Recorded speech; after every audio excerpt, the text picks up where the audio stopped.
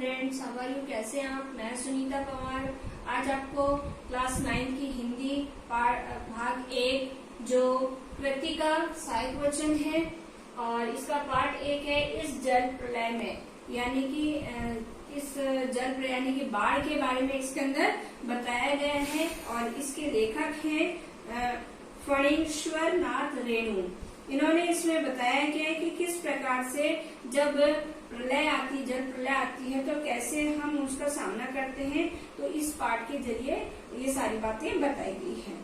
इस जल प्रलय में फणीनाथ रेणु द्वारा लिखित रितोपज है, जिसमें उन्होंने सन 1975 में पटना में आए प्रलयकाली बाढ़ का आंखों देखा हाल का वर्णन किया। यानी कि जब ज्यादा बारिश हो जाती है तो वो बाढ़ का स्वरूप ले लेती है या अधिक जल भराव के कारण क्या होता है, बाढ़ आ जाती है, ये आप सभी जानते हैं। तो वहाँ पे जो पटना के अंदर बाढ़ आई थी और उन्होंने जो आंखों देखा हाल देखा वो इस में उन्होंने अपने व्यक्त किया है। लेखक का गांव एक क्षेत्र में था जहां की विशाल और पड़ती जमीन पर सावन भादों के महीने में पश्चिम पूर्व और दक्षिण में बहने वाली कोसों पनास महानंदा और गंगा की बाढ़ से पीड़ित मानव और पशुओं का समूह क्षण लेता था। यानी कि जो पटना क्षेत्र के अंदर जो लेखक थे वो रहते थे और वहाँ पर महानदी और गंगा जो नदियां बहती हैं, तो उन्होंने वहाँ पे उसको बहुत बड़ा स्वरूप ले लिया था क्योंकि वो पानी ज्यादा भर गया था गंगा और महानदी के अंदर और वहाँ पर बाढ़ आ गई थी। पूर्व और दक्षिण में बहने वाली कोसों पन्ना महानदी और गंगा की बाढ़ में भयंकर बाढ़ आई तथा पूरे शहर और मुख्यमंत्री निवास तक के डूबने की खबर सुनाई देती रही। ये देखिए पूरे पटना शहर के अंदर पूरा पानी भर गया था, यानी कि जल भरा हो गया था, यानी कि मुख्यमंत्री का जो आवास था निवास था वहाँ पर भी पूरा जल में डूब गया था। इस प्रकार की खबरें वहाँ पे सुनाई देती थी। लेखक बाढ़ के प्रकोप को देखने के लिए अपने एक कवि मित्र के साथ निकले, यानी कि जो लेखक थे वो अपने कवि मित्र के साथ में वो नजारा देखने को निकले। तभी आते जाते लोगों द्वारा आसपास में जिज्ञासावश एक दूसरे को बाढ़ की सूचना से अवगत कराते हुए देख लेखक गांधी मैदान के पास खड़े लोगों के पास गए। यानी कि पटना के अंदर एक जगह का नाम है गांधी निवास, वहाँ पर गए और वहाँ पे जो लोग खड़े थे उनके बारे में उनसे वो बातचीत करने लगे। शाम को 7:30 बजे पटना के आकाशवाणी केंद्र ने घोषणा की कि पानी आकाशवाणी के स्टूडियो की सीढ़ी तक पहुँच चुका है। यानी कि सूचना रेडियो के माध्यम से दी गई, क्योंकि पहले रेडियो ही हमारे एक माध्यम था जिसके अंदर हमारे को सूचना मिलती थी। बाढ़ का पानी देखकर आ रहे लोग पान की दुकानों पर खड़े हंसकर बोलकर समाचार सुन रहे थे कि परंतु लेखक और उनके मित्र के चेहरे पर उदासी थी। कुछ लोग ताश खेलने की तैयारी कर रहे थे। राजेंद्र नगर चौराहे पर मैग्नीज कॉर्नर था, वहां पर उन्होंने देखा कि पत्र पत्रिका बिक रही है। यानी कि जो कॉर्नर था वहाँ पर एक कोने के अंदर कुछ मैगजीन्स वगैरह बिक रही है। लेकर कुछ पत्रिकाएं लेकर अपने मित्र से विदा लेकर अपने फ्लैट में आ गया। यानी कि वहां से उसने क्या करा, लेखक ने कुछ पत्रिकाएं खरीदी और वो अपने दोस्त के साथ में वापस घर लौटा और दोस्त अपने घर जा चुके थे और जो लेखक थे वो अपने फ्लैट में वापस आ चुके थे। वहाँ उन्होंने जनसंपर्क विभाग की गाड़ी से लाउडस्पीकर पर की गई बाढ़ की संबंधित घोषणाएं सुनी। उन्होंने सबको सावधान रहने के लिए कहा। यानी कि जब वो घर पहुंचे लेखक, तो उन्होंने सुना कि लाउडस्पीकर के द्वारा सभी को सूचित किया जा रहा है कि अधिक जल भराव होने के कारण लोगों को सावधान किया जा रहा है कि कोई भी घर से बाहर ना निकले और अपने घरों के अंदर ही वो सुरक्षित रहे। इस प्रकार के वहाँ पे लाउडस्पीकर के अंदर सभी को घोषणाएं की जा रही थी और ये आधी रात यानी कि देर रात के अंदर ये घोषणाएं हो रही थी। उसमें सभी को सावधान रहने के लिए कहा गया। रात में देर तक जगने के बाद लेखक सोना चाहते थे पर वह नींद नहीं आती। वे कुछ लिखना चाहते थे और तभी उनके दिमाग में कुछ पुरानी यादें तरोताजा और सन 1947 में मनिहारी जिले में बाढ़ आई थी। लेखक गुरुजी के साथ नाव पर दाव किरोसिन तेल यानी कि मिट्टी का तेल जो होता है केरोसिन जिसे बोलते हैं, वो तेल अपने पका घाव में लगा रहे थे। दिया सलाई आदि लेकर सहायता करने के लिए वहां पहुंच गए। यानी कि बहुत से लोग क्या है कि जो केरोसिन का तेल होता है उसको भी मतलब दवाई के उसमें यूज करते हैं, तो पहले जमाने के लोग इस प्रकार का वो यूज कर रहे थे। तो लेखक ने ये सारी चीजें देखी, उनको पिछली बात याद आई कि इस प्रकार का वहां पर भी एक नजारा हमें देखने को मिला था।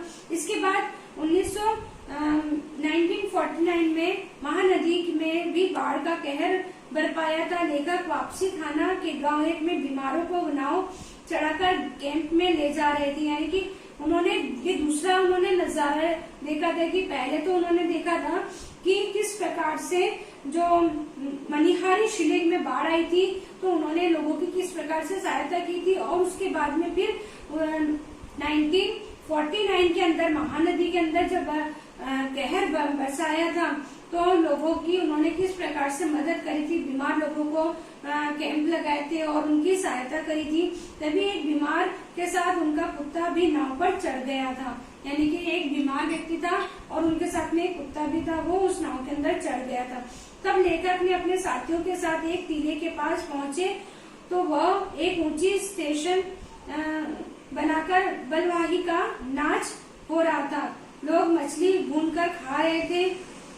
एक कला नटू लाल साड़ी में दुल्हन के हाव भाव को दिखा रहा था। यानी कि वहाँ पे एक मदारी था तो एक टीले के ऊपर मैं बैठ के ये सारे तमाशे दिखा रहा था और एक लाल रंग की साड़ी पहन के दुल्हन की तरह सजकर वो ऐसा दिख रहा था जैसे मानो दुल्हन हो, और इस प्रकार के वो हाव भाव प्रकट कर रहा था। तो ये सारी चीजें लेकर वो अपने जो उसने देखी वो सारी चीजें बताई, क्योंकि 3 नजारों में उसने पहले पटना के अंदर देखा कि किस प्रकार से कहर बरसाया, फिर उसने हमारे को बताया कि मनिहारी जिले के अंदर बाढ़ आई, फिर उसके बाद में उन्होंने बताया कि महानदी में बाढ़ आई और फिर उन्होंने किस प्रकार से लोगों की सहायता करी, और उसके बाद में जब वो कोई ऊंचे स्थान पर गए तो उन्होंने देखा कि वहां पर एक जो मदारी था इस प्रकार का कुछ तमाशे वगैरह दिखा रहा था। फिर एक बार सन 1900 यानी कि 1967 ईस्वी में पुनपुन का पानी राजेंद्र नगर में घुस गया। तब कुछ सजे धजे युवक युवकों की टोली नाव पर स्टोव, केतली, बिस्किट आदि लेकर जल विहार करने निकले। उन्होंने ट्रांजिस्टर पर हवा में उड़ता जाए गाना बजाया। यानी कि पहले आप जानते पुराने गाने चलते थे कि हवा में उड़ता जाए मेरा लाल दुपट्टा मलमल का, इस प्रकार के वो गाने लगाकर नाव के अंदर बैठ के वो आनंद ले रहे थे। जो राजेंद्र नगर में जब घुस गया था पानी, उस प्रकार से वो सारे नव युवक लोग नाव में बैठ गए और इस प्रकार का वो गाना गा के और नाव के अंदर घूम रहे थे, जल विहार कर रहे थे। और फिर उन्होंने वहां पर इस प्रकार का गाना भी बजाया कि गाना कौन सा बजाया था उन्होंने कि लाल दुपट्टा, वो इस प्रकार का कुछ गाना उन्होंने और भी बजाए ताकि वहां के लोग देखने लग गए और उनको उनके ऊपर में हंसी का माहौल बन गया थोड़ा सा। उसी नाव के अंदर गोल गुंबद पहुंची और ब्लॉक की छतों पर खड़े लोगों ने उनकी खिल्ली उड़ानी शुरू कर दी तो वे धूम दबाकर भाग, यानी कि लोग उनके ऊपर हंस रहे थे कि एक तो बाढ़ आ गई और बाढ़ के अंदर ही एंजॉय कर रहे, यानी कि मस्ती कर रहे हैं, तो लोग उनकी हंसी उड़ा रहे थे क्योंकि वो नाव के अंदर बैठ के कुछ बिस्किट वगैरह खा रहे थे और वो गाना बजाते हुए जा रहे थे कि सजे धजे लोग किस प्रकार से इस बाढ़ का आनंद उठा रहे हैं। रात के 2:30 बजे का समय था पर पानी अभी तक वहां नहीं आया था। लेखक को लगा कि शायद इंजीनियरों ने तटबंध ठीक कर दिया होगा। लेखक को नींद आ गई।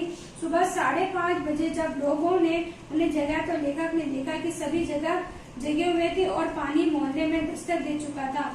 चारों ओर शोर कोलाहल, कड़ाहट, चीख पुकार और पानी की लहरों का नृत्य दिखाई दे रहा था। यानी कि चारों तरफ लेखक को ये सारी बातें सोचते सोचते क्या हुआ कि उनको नींद लग गई और वो तो सो गए पर आसपास के लोग जाग गए थे और उनके मोहल्ले के अंदर पूरा मोहल्ले के अंदर पानी भर गया था। जब उनको सुबह जगाया गया तो उन्होंने क्या देखा कि उनके चारों तरफ पूरे मोहल्ले के अंदर पानी भरा हुआ है और सब लोग जाग रहे हैं। लेखक ने बाढ़ का दृश्य तो अपने बचपन में भी देखा था, परंतु इस तरह का अचानक पानी का चढ़ आना उन्होंने पहली बार देखा था। वो इस प्रकार ये सोच के सो गए थे कि इंजीनियरों ने बाढ़ के पानी को रोक लिया होगा और वो हमारे यहाँ तक नहीं पहुँच पाएंगे। तो इस प्रकार की वो कल्पना करके सो गए थे। लेखक को ये नहीं मालूम था कि वो जब रात में सो जाएंगे तो वो जल अधिक भर जाएगा। लेखक ने बचपन में बाढ़ का नजरिया देखा था लेकिन बड़े होने के बाद में उन्होंने इस प्रकार का पहली बार उन्होंने देखा था। आई होप आपको ये जल प्रलय समझ में आया होगा। Thank you so much.